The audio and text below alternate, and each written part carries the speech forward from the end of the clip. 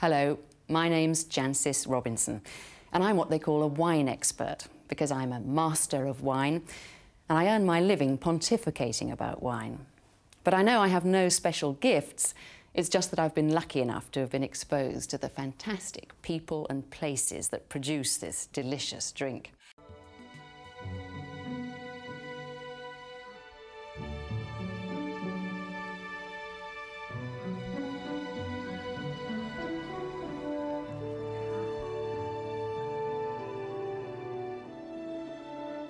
"25 years ago at Oxford, Bill Clinton was walking out with a friend of mine, and I was studying maths and philosophy. I must have been quite brainy then. The careers advisor suggested marketing or computers. While I was at university, I had a particularly well-heeled boyfriend, which meant that I ate out so well I eventually became the university's restaurant critic. One night he took me out to dinner and ordered a bottle of wine just like this one that was to change my life. I'd hardly come across wine before coming to Oxford. Very few English people had in the 50s and 60s, but I soon got the hang of it. My very first sip of this red Burgundy, a Chambon Musigny Les Amoureuses, 1959, opened my eyes to the fact that wine can be so much more than just lubrication. It's the liquid expression of a place, a person and a year, and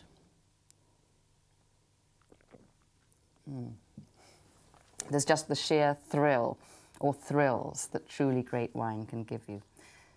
That wine made me realise that what I was really interested in wasn't maths and philosophy, but eating and drinking. And I've somehow managed to make a living out of it ever since.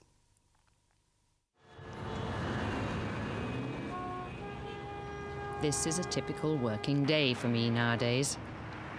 As a wine writer based in London, I might set off straight after breakfast to taste 100 tough young reds. Turning pleasure into pain is an occupational hazard. As is this particularly nasty habit. Excuse me while I work.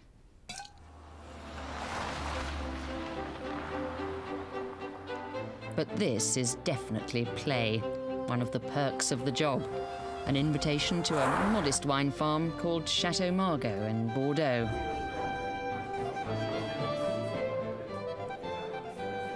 I do occasionally have to go on field research trips. And of course you can't really judge a wine unless you have it with food and discuss it with the people who make it. But I promise you this is very unlike the average day spent hunched over a word processor at Chateau Robinson.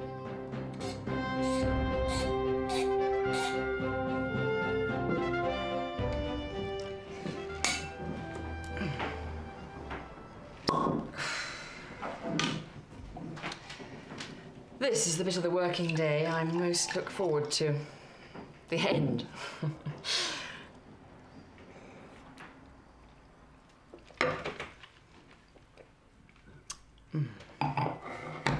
Even though my work may involve tasting 100 wines in a morning, I never get tired of this delicious drink. You know, wine is not a serious subject. Its point is to give pleasure. It's one of life's perks. It makes food and even people seem that little bit more scintillating. The trouble is, though, that we're all living in the shadow of a time when wine was something that only an elite drank, which means we still tend to think that only experts are allowed to know about it. Which is absolute rubbish. What you think about a wine is the only thing that need matter to you.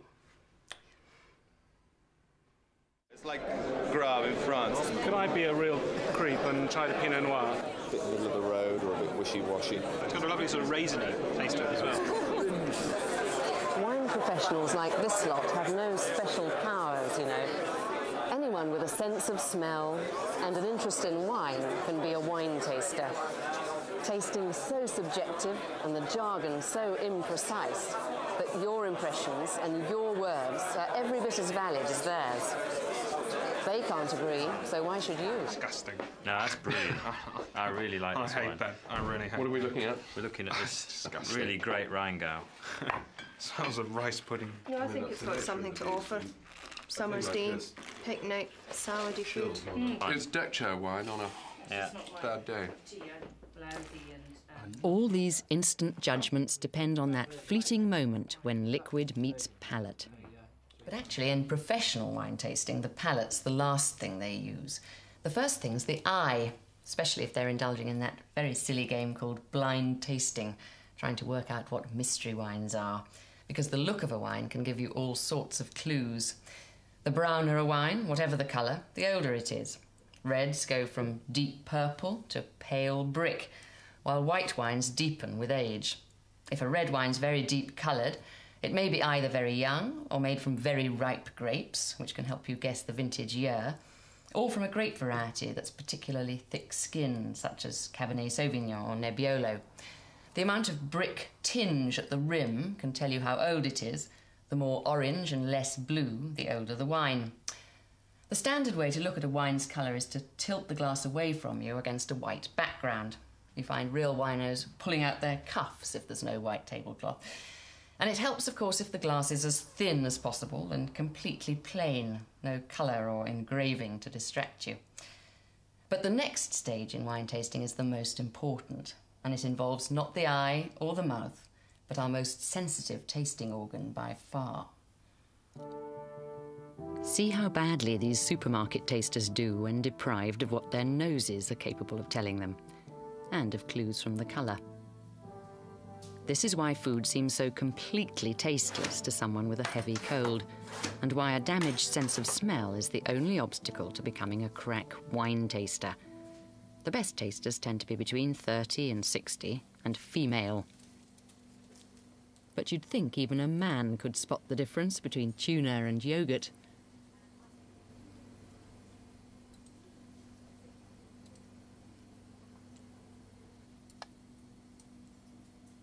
Wrong. Have a drink and tell me what you can taste.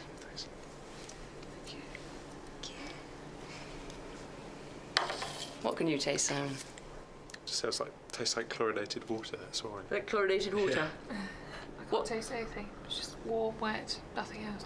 Nothing at all? Nothing at all. Nothing, just like water. Take your clip off and see if you can work out what it is. Almond. Vanilla? Very good. Oh. Cabbage water or Brussels sprouts or something. But quite drinkable if you've got a clip on your nose. Wine tasting is to a large extent an attempt to persuade wine to give up as much vapour, as many flavour messages as possible. Swirling it round like this helps because it maximises the wine's surface area and encourages thousands of little flavour messages to escape and collect in the glass. That only works, of course, if the glass goes in towards the rim, so you don't lose anything, and if the glass isn't too full, otherwise there's nowhere for the flavour messages to collect. Among wine fanatics, it's considered sensible, rather than mean, to fill glasses no more than half full. You just have to top them up more often. The glass should ideally also have a stem, so you can swirl easily without affecting the wine's all-important temperature. So the business of actually tasting begins with 2 or 3 swirls and a concentrated sniff.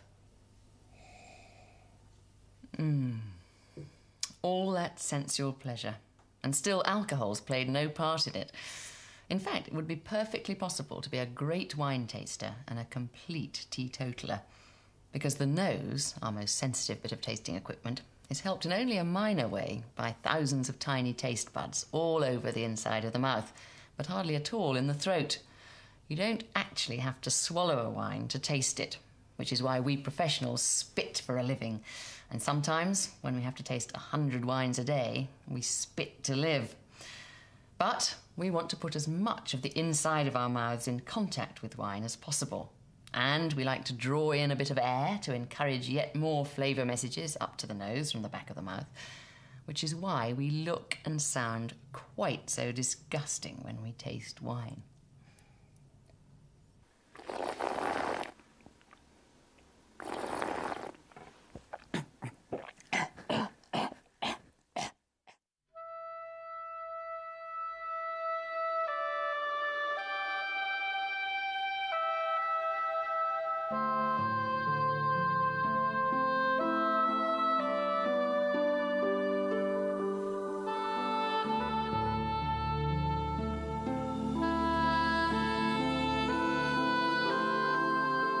Behind every taste thrill and every wine label is a vineyard, almost invariably in some beautiful corner of the world, often following traditions that go back centuries.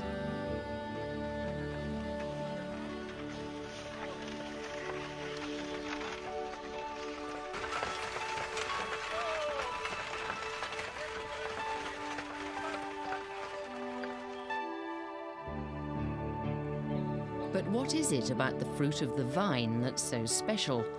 Why hasn't the fermented juice of the orange or peach been celebrated by generation after generation?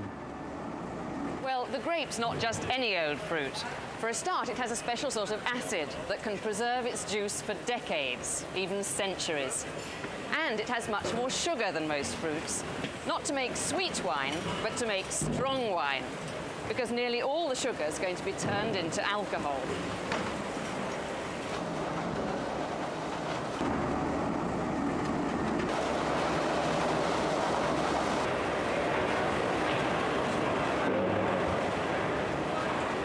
You can't see them, but all around me, in the atmosphere of any wine region, there are millions of invisible yeasts, whose natural inclination is to ferment sugar into alcohol. The winemaker doesn't have to do a thing. Although lots of less traditional producers believe in adding their own yeasts because they're frightened of things they can't control.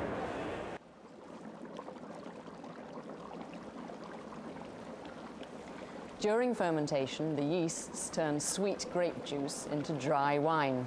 As the sugar level goes down, the alcohol level goes up, and lots of carbon dioxide's given off.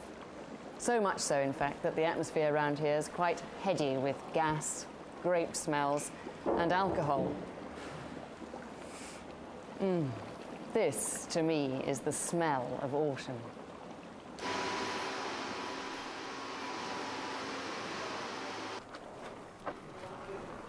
And this, to the Rhone Valley stompers, is the sound of autumn.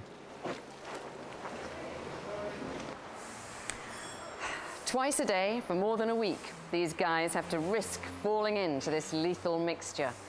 Why? Because what makes red wines red is the skins. All grapes are the same dull grey inside. But grape skins have the unfortunate habit of floating to the top of the fermentation vat. This muscle-building method is just one way, the most traditional, of making sure that as much colour and flavour is leached into the wine as possible.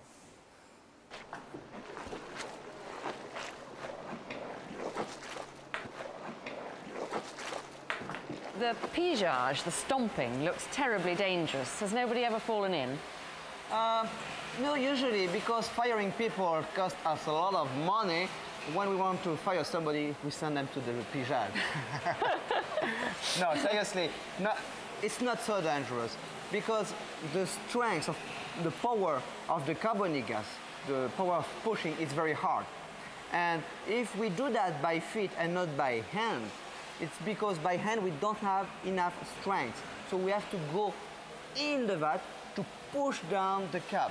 And the goal is to break this cap to permit the carbonic gas to go away, and like that to look for a better skin contact between the juice and the skin, and to extract as much as possible tannins.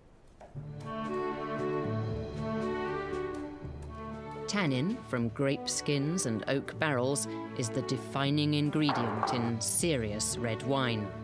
Tannin can taste horribly like stewed tea in young reds, but helps them stay in shape for the years needed while really subtle flavours develop. The evolution of fine wine may be exasperatingly slow, but the wine world itself is evolving at breakneck speed. Every year, wine producers from all over the world converge on London to hear the results of a 6,000-bottle wine tasting. This is the annual Wine Challenge Awards dinner, the Oscars of the wine trade. But these people are here not for the socialising or the meal. They're hungry for something else. Now, the wine makers of the year. If Ignacio Recabarren of Chile were to get the award he's dying for, it could double his sales overnight. If Peter Milan were to win a gong, it would be a real shot in the arm for the emerging wine industry of the new South Africa. They're all here, producers from the revered old world and the cocky new world, because this is where you get your name on the map. It was the 1994 Casablanca Sauvignon Blanc White Label, and would Ignacio Recabaran of Casablanca Vineyards like more? Competition in today's rapidly changing wine world is ferocious. New wines, whole new wine regions are emerging all the time, jockeying for orders from fewer and fewer retailers. What everyone here is hoping for is some millimetre of advantage over the person at the next table. For hundreds of thousands of ordinary wine producers who can't get into this room, who haven't even heard of the International Wine Challenge or any other wine competition, life is much more difficult. As a species, they're heading for extinction. Because paradoxically, even though more and more people care about the quality of wine, they're actually drinking less and less of it, with catastrophic results in the great wine-producing nations. Throughout southern Europe, and especially in France and Italy, the people who used to drink wine by the bucketful are dying off. In the last 30 years, the French have cut their wine consumption by half. Workers who would traditionally down a litre of rough red a day without batting an eyelid are being replaced by a generation which wants rather more from their wine than just liquid, alcohol and a few calories.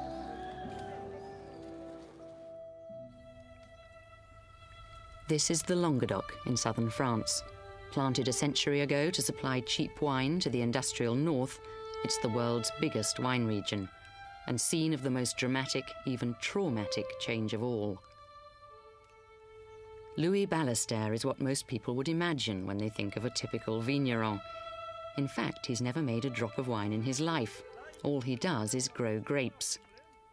But the world no longer needs Louis Ballester and his ilk, and his way of life is about to change irrevocably.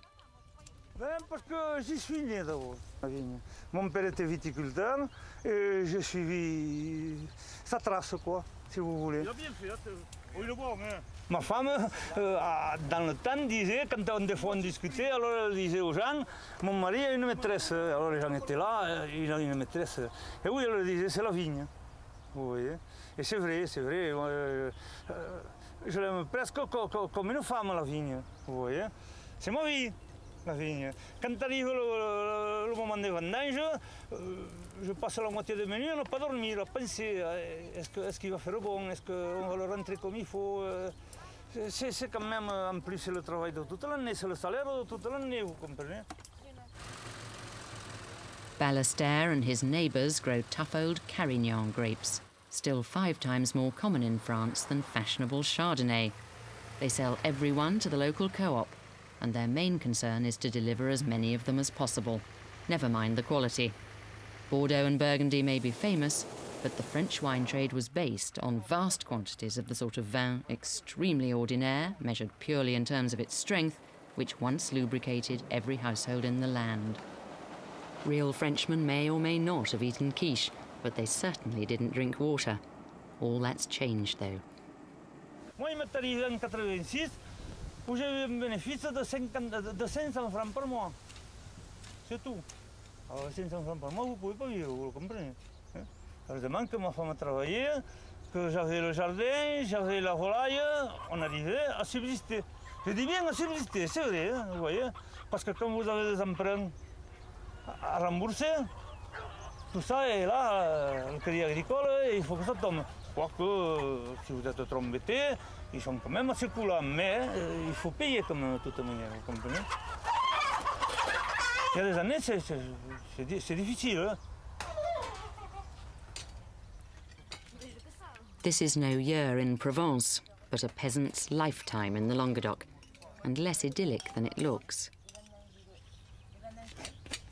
Not just in France, but in Italy, Spain, Portugal and Greece, the big problem is that there are still thousands of small-time vine growers producing plonk that younger generations just aren't interested in.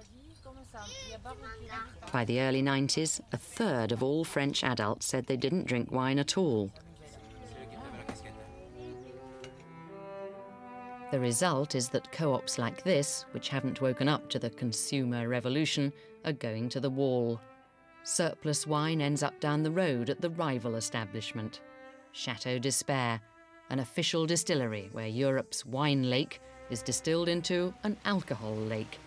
Some of it's used as industrial solvent, though it does nothing to solve the wine industry's problems. This does. Arrachage or vine pulling. All over Europe, people like Louis Ballester, who won't or can't make the leap to quality, are being paid to tear up their vines forever. L'arrachage pour moi c'est quelque chose de très triste parce que c'est la fin du vignoble de la région.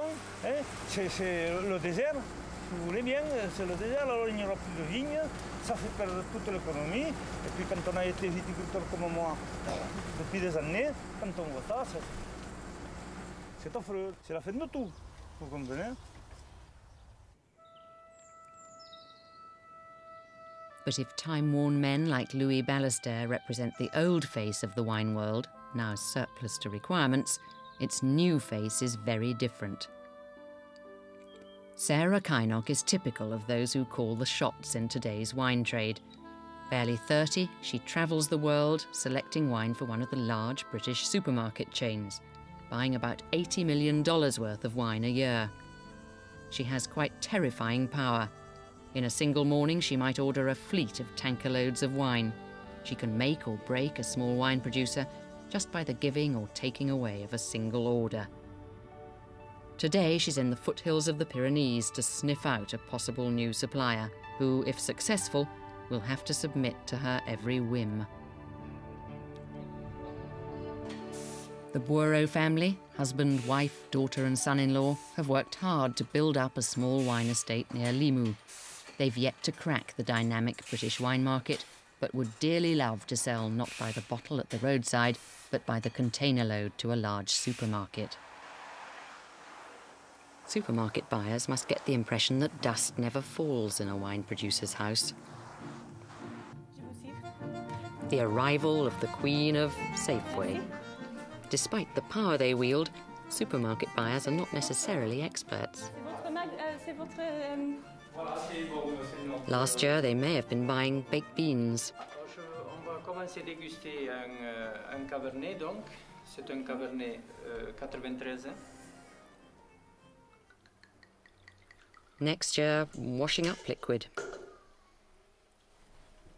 Relativement petite.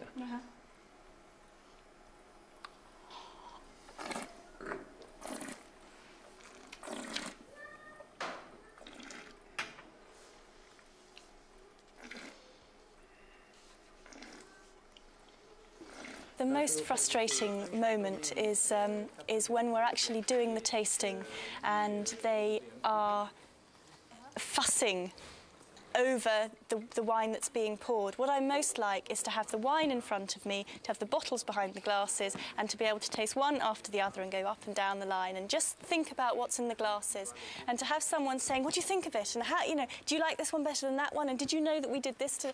That it's just so confusing. Que vous l'avez faite. C'est la première fois. C'est la première fois.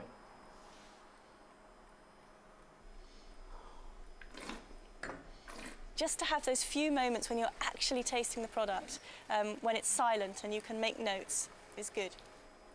And what do you use? You use your feminine charm or sheer volume of order to get the price down? I think a bit of both. I think feminine charm definitely comes into it. I mean, what's the point of having it if you don't use it? And also the volume. I mean, the volume is always a big carrot to a supplier. Are you ever aware that you've screwed a producer down so much that he's actually losing money on the deal? Somebody once told me that there is no such thing as the best deal, because whatever two people agree on will be okay for them.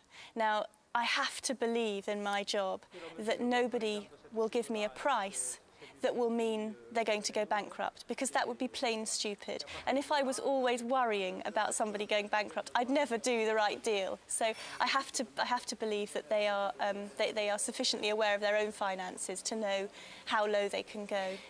If you've got a supplier that's supplying you with 40, 50, 60,000 cases of wine, and you say to them, we're not going to deal with you next year, the immediate question is why, and you say, well, somebody can do 10 centimes better, and they say, well, so can we. You know, we'll do it. We'll do this 10 centimes. And you say, yeah, but their quality's just slightly better. But how? You know, how is it better? Show us the wine. We'll match it. We'll match it exactly. And actually what you're trying to get at is that for that you don't love them anymore. You don't love them anymore. And that's actually the most difficult way of dropping a supplier. 8 agonising months later, Sarah Kynock finally makes her decision, and it's non. The Boireaus have been left standing by competition from abroad.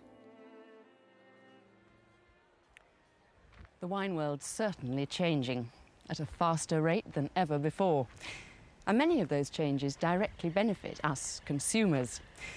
All over the world, not just in France, people are drinking less and less wine, yet they know and care more and more about the quality of it. So competitive is this flooded, cutthroat wine market that producers can only stay afloat if they're genuinely trying to make better wine every year. And the great thing about this international wine surplus is that in real terms, ordinary to medium quality wine costs about the same now as it did 10 years ago, yet the quality has gone zooming up. In the programmes that follow, my aim is to help you navigate your way around the dynamic world of wine.